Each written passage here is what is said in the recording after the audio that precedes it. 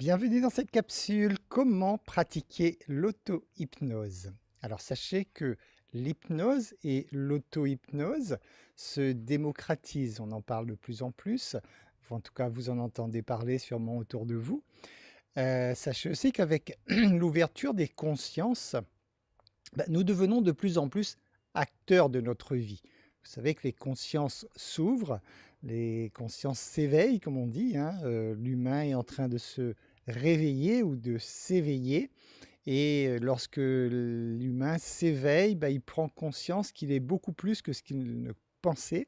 Et à ce moment-là, donc, il a beaucoup plus tendance à vouloir prendre sa vie en main, d'où l'intérêt pour l'auto-hypnose. Parce que c'est vrai que l'hypnose, quelquefois, les gens peuvent avoir encore des réticences parce qu'ils pensent à tort que lorsqu'on est en état d'hypnose, on est sous le contrôle de l'hypnotiseur. Et ça peut faire peur un peu à certaines personnes. Donc certaines personnes préfèrent s'orienter vers l'auto-hypnose en se disant: «Ils font leur truc eux-mêmes, comme ça c'est sûr qu'il n'y a pas de risque», hein. Donc c'est une façon de voir les choses.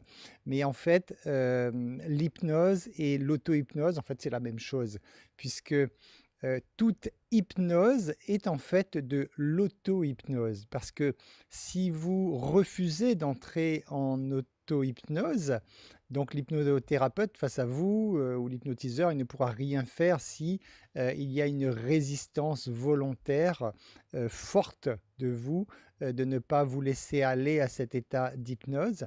Il ne sera pas simple à l'hypnotiseur de faire. Donc comprenez effectivement que lorsqu'il y a un hypnotiseur, en fait, l'hypnotiseur, il est juste en train de vous aider à vous auto-hypnotiser, en fait, hein.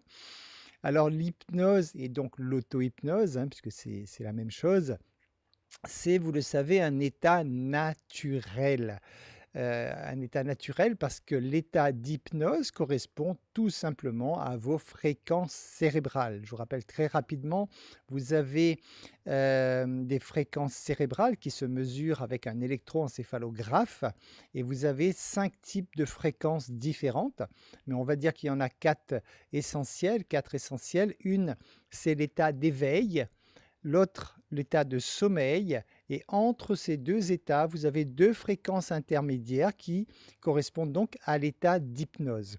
Ce qui signifie qu'à chaque fois que vous vous endormez, vous passez obligatoirement en état d'hypnose et lorsque vous vous réveillez, vous passez également obligatoirement en état d'hypnose. Alors pourquoi pratiquer l'auto-hypnose? Alors, ça peut être pour gérer des problèmes, par exemple des problèmes de stress, des problèmes de poids, des problèmes de dépendance au tabac, des problèmes de confiance en soi. Ça peut être pour régler des problèmes de sommeil, si vous avez du mal à dormir ou que vous avez un mauvais sommeil, des problèmes de santé, etc., etc. L'auto-hypnose va vous être utile également pour, des apprentissages plus rapides. Si vous apprenez par exemple une langue étrangère, l'auto-hypnose va vous être utile. Pour les femmes, pour les accouchements, donc ça vous pouvez avoir des accouchements plus simples, plus faciles à travers l'auto-hypnose. C'est également utilisé pour atteindre des résultats professionnels et cetera, donc plein de choses. De façon générale, c'est pour régler des problèmes que vous ne pouvez pas faire dans un état de conscience ordinaire. Donc, si vous êtes dans un état de conscience ordinaire, c'est-à-dire dans un état d'éveil, vous avez des fréquences cérébrales donc qui sont très rapides et vous n'avez pas accès à votre partie inconsciente, à votre subconscient donc.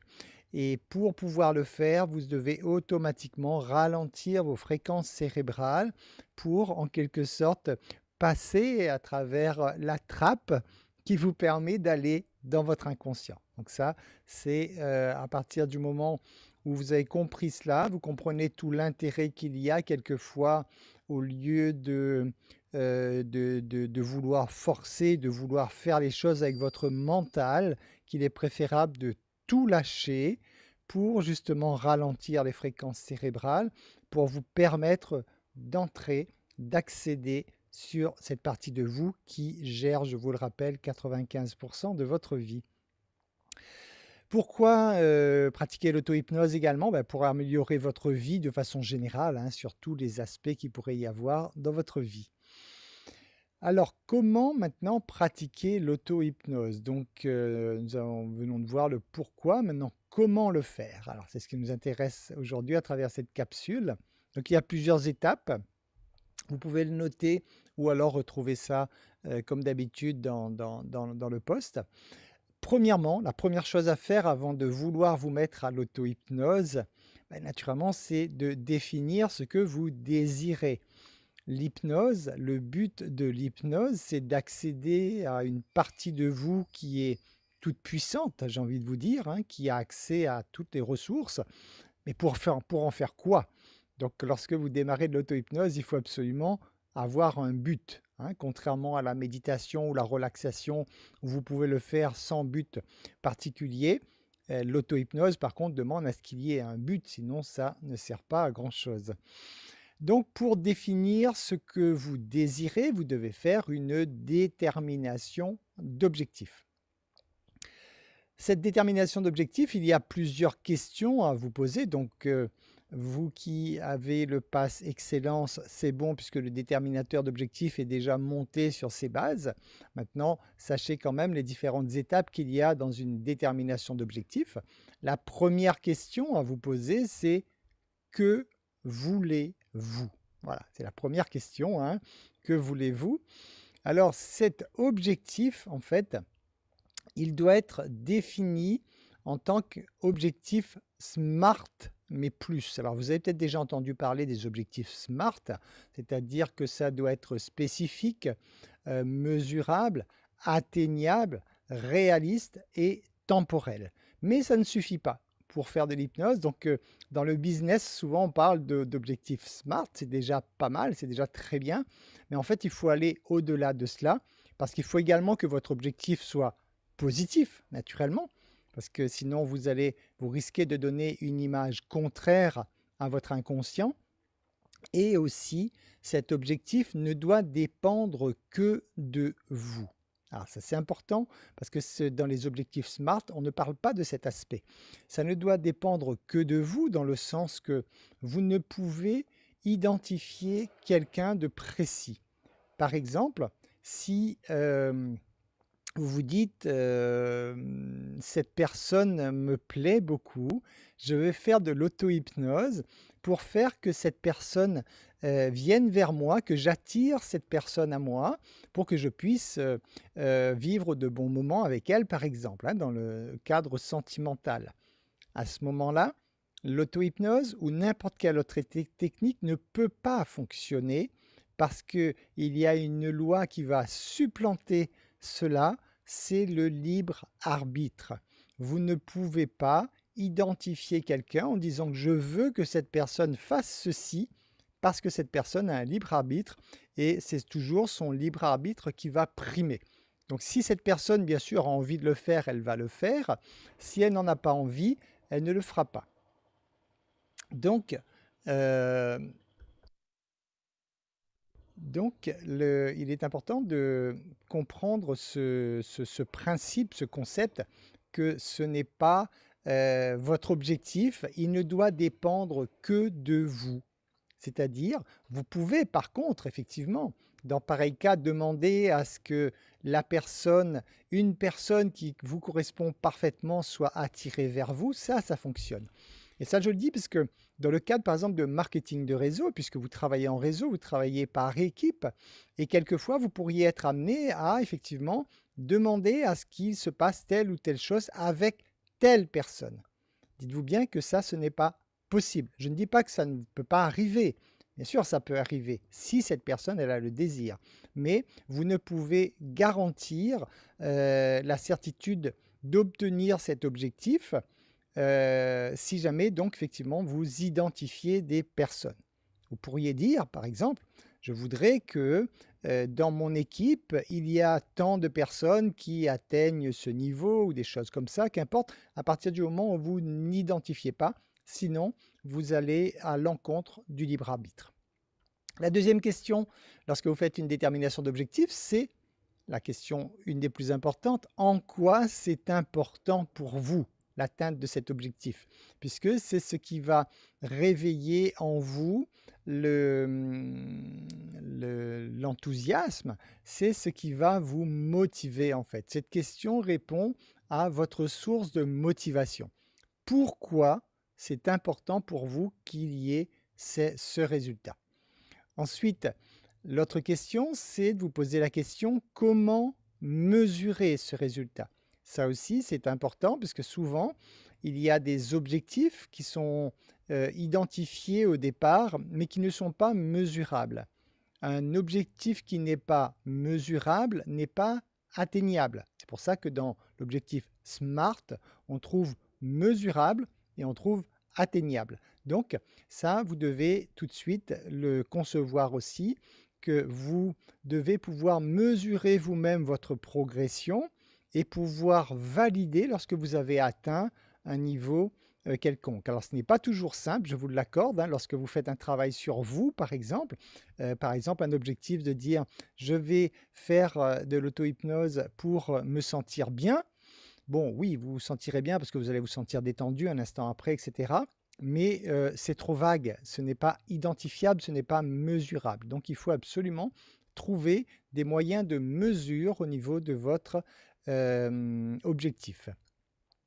L'autre question, c'est: est-ce bon pour tous?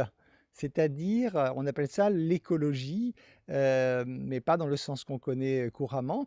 Est-ce bon pour tous? C'est-à-dire, est-ce que ce que je vise comme objectif, premièrement, est-ce que c'est bon pour moi déjà? Et est-ce que c'est bon pour les autres aussi? Parce que quelquefois, peut-être que votre objectif pourrait enclencher davantage de problèmes. Donc ça, ce sont des choses qu'il faut savoir aussi. Euh, Quelquefois, j'ai j'ai déjà rencontré des gens qui faisaient des déterminations d'objectifs et arrivaient à cette question. Bon, je ne vous cache pas que la majorité du temps, les gens disent non, c'est bon, il n'y a aucun problème à ce que j'atteigne mon objectif.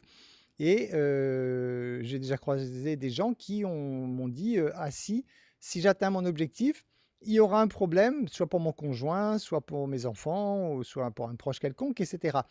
Et à ce moment-là, s'il y a un problème, ça veut dire que une partie de vous désire quelque chose, mais en même temps, cette partie de vous se dit: aïe, il y a un problème, ça va poser un problème ailleurs. Donc vous comprenez, il y a un conflit interne qui fait qu'à ce moment-là, ça ne pourra pas fonctionner. Pour pouvoir faire cela, il faut vraiment que vous soyez complètement libéré. Il faut que vous puissiez prendre conscience que ce que vous demandez comme objectif à atteindre vous convienne à vous et ne pose pas de problème particulier aux autres. On est d'accord qu'après, avec le libre arbitre, hein, chacun pourra toujours décider s'il est offensé ou pas, mais je dirais, vous devez être libéré de ça pour pouvoir aller plus loin. Après, c'est le contexte du changement, c'est-à-dire vous devez identifier comment ça va se passer. Le contexte du changement, donc vous devez raconter, voilà, il va se passer comme ci, comme ci, comme ça, voilà, tout simplement parce que là, vous faites intervenir l'hémisphère gauche de votre cerveau, c'est l'hémisphère donc logique, parce que pour atteindre quoi que ce soit comme objectif, vous devez y croire, et pour y croire, ben, vous devez pouvoir identifier un moyen logique d'y parvenir. Ensuite, l'autre question du déterminateur d'objectif, c'est qu'est-ce qui empêche cela? Qu'est-ce qui vous empêche aujourd'hui de faire que cet objectif ne soit pas déjà atteint? Donc là, vous allez identifier les freins, les blocages. Juste après, l'autre question inverse cette fois, qu'est-ce qui aide à atteindre cet objectif? C'est-à-dire quelles sont vos qualités, vos compétences, quelles sont vos ressources que vous n'utilisez peut-être pas à 100% aujourd'hui, ou quelles sont les ressources externes dont vous pouvez disposer également, parce que vous pourriez avoir des amis qui seraient bien placés pour vous apporter un petit coup de pouce, etc. Donc des choses, on appelle ça des ressources externes. Donc, qu'est-ce qui aide? Donc voilà les différentes questions à vous poser lorsque vous faites une détermination d'objectif. Lorsque c'est fait, vous faites un petit résumé de cela, hein. Je désire telle chose parce que voilà, c'est bon pour moi, parce que, etc. Donc vous refaites un concentré, vous ramenez tout ça dans une phrase la plus courte possible. Donc c'est la première étape, faire d'abord votre détermination d'objectif pour savoir ce que vous voulez. Une fois que vous avez identifié ce que vous voulez, et que vous avez su faire une phrase la plus courte possible, vous pouvez commencer donc votre séance d'auto-hypnose. La séance d'auto-hypnose, vous allez toujours commencer par vous détendre. Hein, ça, c'est essentiel. La détente permet de retirer toutes les tensions qu'il y a dans votre corps. Donc, la première étape, c'est toujours la détente. Vous pouvez, si vous voulez optimiser également, surveiller le bon moment pour le faire. Sachez que vous entrez en état d'hypnose toutes les 90 minutes. Oui, toutes les 90 minutes, vous frôlez un petit peu cet état d'hypnose, c'est-à-dire votre état de vigilance baisse et vous frôlez cet état d'hypnose. Donc, c'est le moment favorable pour vous mettre à cela. Alors, comment repérer ce moment? Ben, ça peut être un moment où vous vous sentez un petit peu dans les nuages, où vous vous mettez à bâiller, où vous sentez qu'il y a un relâchement complet du corps, etc. Lorsque vous vous observez bien, vous pourrez reconnaître ces moments. Et lorsque vous reconnaissez ce moment, dites-vous que là, c'est le moment propice pour faire votre séance d'auto-hypnose. Alors, pour la séance d'auto-hypnose, vous le faites, si possible, assis sur une chaise, qu'importe. Donc, le dos bien droit, comme toujours, c'est comme pour la méditation ou autre, toujours le dos bien droit. Votre tête en équilibre, hein, puisque si vous basculez la tête, vous allez changer, je dirais, l'axe de votre colonne vertébrale qui ne sera plus bien droite. Je vous rappelle que votre colonne vertébrale permet de faire circuler l'énergie en vous qui sort du ciel, l'énergie cosmique qui va jusqu'à la Terre et qui remonte de la Terre, qui va jusqu'au ciel. Et ça passe dans votre colonne vertébrale. Alors bien sûr, hein, c'est dans une autre dimension. Là, on parle d'énergie. Ce sont des choses que vous ne pouvez pas voir ni toucher. Mais dans le domaine de l'énergie, sachez que l'énergie circule dans votre corps à travers cela. Donc avoir la tête bien droite, c'est essentiel pour avoir une colonne vertébrale bien droite. Ensuite, vous commencerez votre séance d'auto-hypnose par ce qu'on appelle une induction. Alors, quand vous êtes avec un hypnothérapeute, c'est l'hypnothérapeute qui se charge de faire l'induction. Là, comme vous êtes seul, l'induction a pour but de ralentir donc vos fameuses ondes cérébrales. Vous pouvez faire ça à travers la respiration, c'est-à-dire respirer amplement et lentement pour ralentir vos ondes cérébrales. Vous pouvez le faire par la fixation du regard. Vous pouvez soit fixer le regard les yeux fermés ou fixer votre regard les yeux ouverts sur, par exemple, la flamme d'une bougie ou un objet quelconque. Il n'y a pas besoin de flamme spécialement, hein. L'intérêt, si vous le faites les yeux ouverts, c'est d'avoir le minimum de sollicitation visuelle autour de vous pour que vous puissiez vraiment vous concentrer sur l'objet que vous avez choisi. Ça pourrait être un stylo, ça peut être n'importe quoi, hein, un objet quelconque sur lequel vous fixez votre regard. Ça peut être un métronome, hein, vous savez, le métronome, c'est le qui fait toc, toc, toc, toc, toc. Voilà, hein, ce genre de choses. Hein. Ça vous aide effectivement à vous concentrer dessus. Ça peut être une musique, naturellement une musique adaptée, hein, genre musique planante, hein, vous le savez ça, hein, avec des musiques, comment on appelle ça, numérisées là, hein, donc des musiques, hein, bon, vous le savez, hein, donc des musiques qui vous permettent de planer un peu en quelque sorte. Vous devez également, pour pouvoir faire votre induction, vous laisser aller, donc vous autoriser en quelque sorte à une expérience agréable. Hein. Donc ça, il faut vraiment vous dire que là, vous allez vous envoler un peu en quelque sorte, hein. Vous allez vous connecter à vous-même et pour cela, donc vous devez vous laisser aller à cette expérience qui va être agréable pour vous.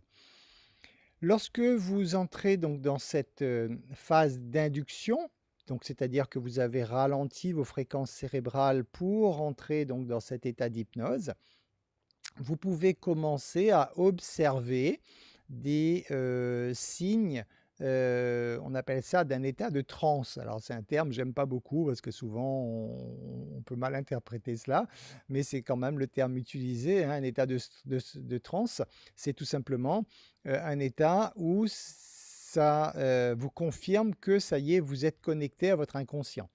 Alors, qu'est-ce que vous avez comme signe pour cela? Vous pouvez avoir, par exemple, au niveau des doigts, ça se passe souvent au niveau des doigts, vous pouvez avoir un doigt qui, hop, qui tressaute un petit peu comme ça, hein, involontairement, sans que vous n'ayez rien fait, vous avez un doigt qui tressaute. Vous pouvez avoir, si vous avez les yeux fermés, prendre conscience que vous pouvez avoir les yeux qui bougent beaucoup derrière les paupières, par exemple. Vous pouvez, ça va se jouer sur la déglutition, par exemple, hein, quand vous prenez conscience que vous êtes en train de déglutir, hein, donc ça, c'est un signe également. Donc il y a plusieurs signes comme ça, qui sont des signes inconscients. Là, une fois de plus, quand vous faites de l'hypnose avec un professionnel, c'est plus facile parce que vous le laissez faire. Là, quand vous faites de l'auto-hypnose, bah, c'est à vous d'observer ces signes. Donc c'est à vous de vraiment être à l'écoute de vous observer, de vous regarder, enfin de vous prendre conscience en tout cas de tous ces signes.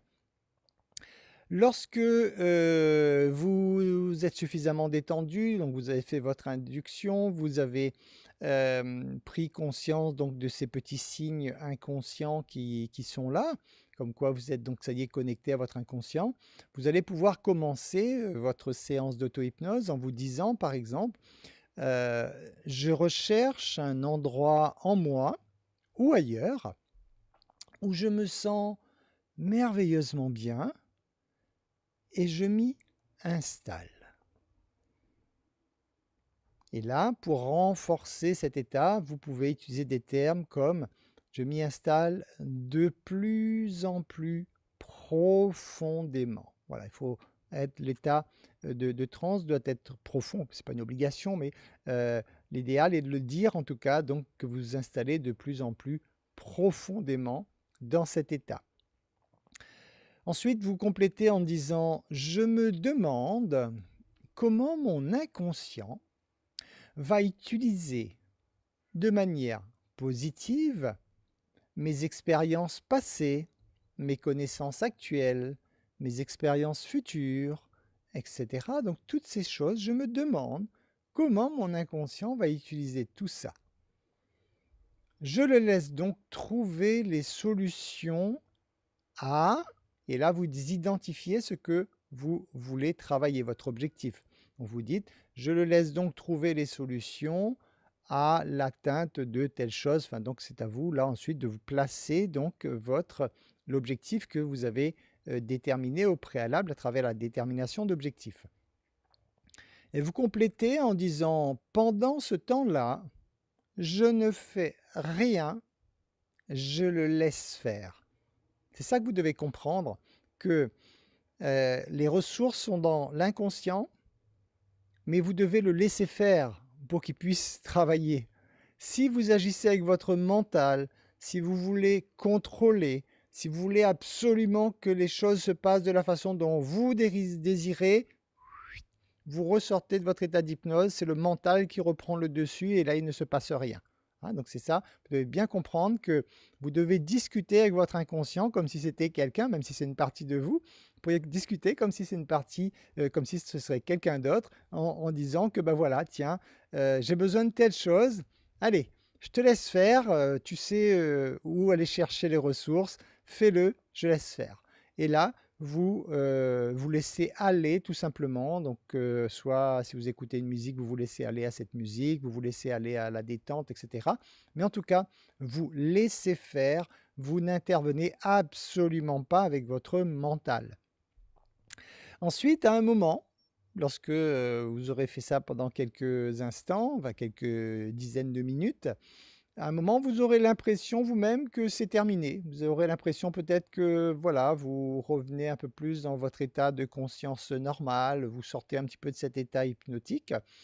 Donc lorsque, vous ressentez cela et que vous revenez donc dans votre état de conscience ordinaire, c'est là que c'est terminé tout simplement, hein. Donc c'est, une séance d'auto-hypnose que vous allez vous faire. C'est quelque chose qui dure entre 10 à 20 minutes à peu près, hein, selon, pour avoir une fourchette à peu près.